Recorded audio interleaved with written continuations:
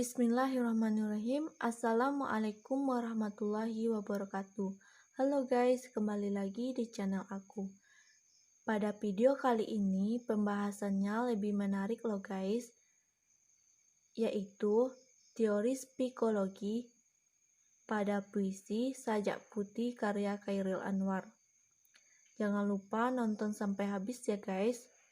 Baiklah, sebelumnya kita ketahui dulu apa itu psikologi.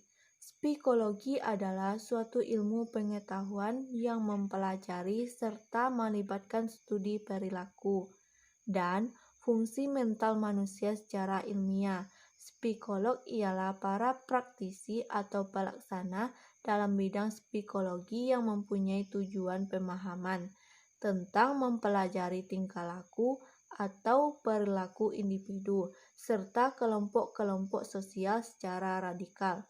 Ilmu psikologi berasal dari Yunani kuno yang apabila diartikan secara etimologi, yakni jiwa dan logia atau logos adalah ilmu. Berarti psikologi dapat diartikan sebagai ilmu yang mempelajari tentang jiwa. Psikolog menyelidiki konsep seperti persepsi, pengamatan, perhatian, emosi, fenomena-fenomena, motivasi, otak yang berfungsi, kepribadian, perilaku, dan sebagainya. Nah, itu pengertian dari teori psikologi. Selanjutnya, puisi yang berjudul Sajak Putih karya Chairil Anwar tersebut terdiri atas 3 bait dan tiap bait terdiri atas 4 baris. Tiap bait puisi tersebut sangat mengutamakan persajakan unsur bunyi akhir. Persajakan akhir tersebut bertujuan untuk menghasilkan efek irama dan estetika keindahan puisi. Sehingga puisi berjudul Sajak Putih memiliki daya estetika yang sangat kuat. Dalam konteks persajakan tersebut menurut teori, tidak hanya sekedar untuk keindahan, tetapi merupakan pengungkapan emosi atau jiwa penyair yang tertekan. Tertekan dalam konteks puisi Sajak Putih tersebut ialah tertekan rasa cinta penyair kepada kekasihnya, sebagaimana diungkapkan sang penyair pada bait kedua, yaitu yang berbunyi, sepi menyanyi malam dalam mendoa tiba, meriak muka air kolam jiwa, dan dalam dadaku memerdu lagu, menarik-menarik seluruh aku.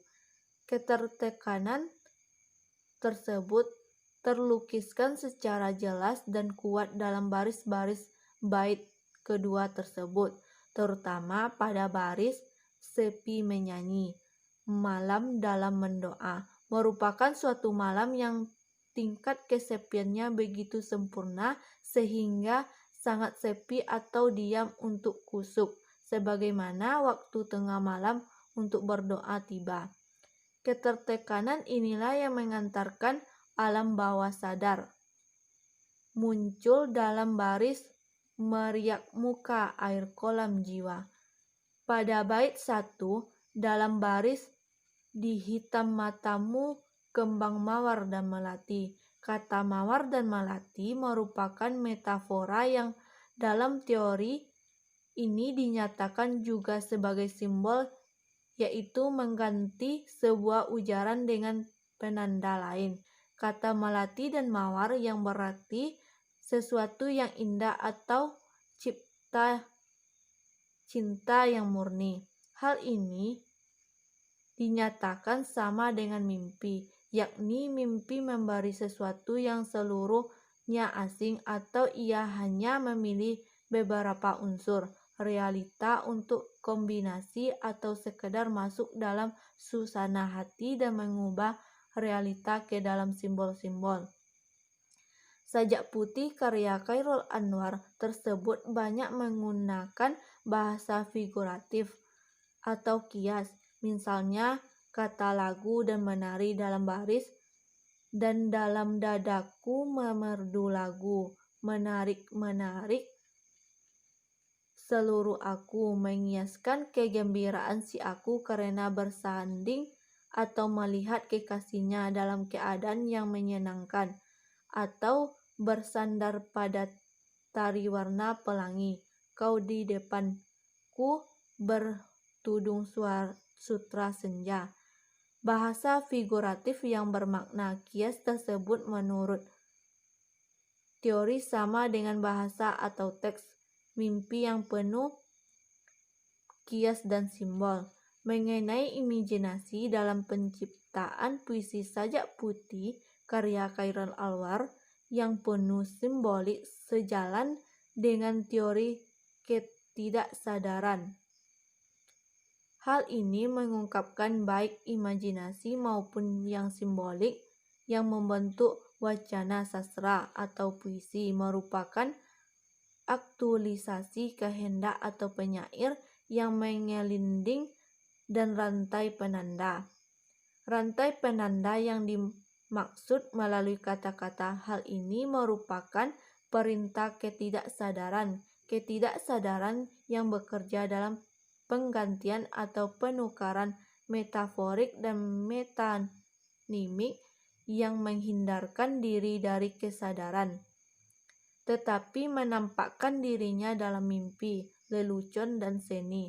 Puisi Chairil Anwar berjudul Sajak Putih tersebut dapat dikategorikan sebagai puisi primitif, yakni puisi yang mengandalkan pemakaian kata-kata dalam bentuk simbol atau kias. Puisi yang sulit dipahami dalam proses penulisannya memanfaatkan alam tak sadar. Hal ini disebabkan melalui kekuatan alam tak sadar seorang penulis dapat melakukan penyimpangan. Nah, itu pembahasan tentang puisi Chairil Anwar ini.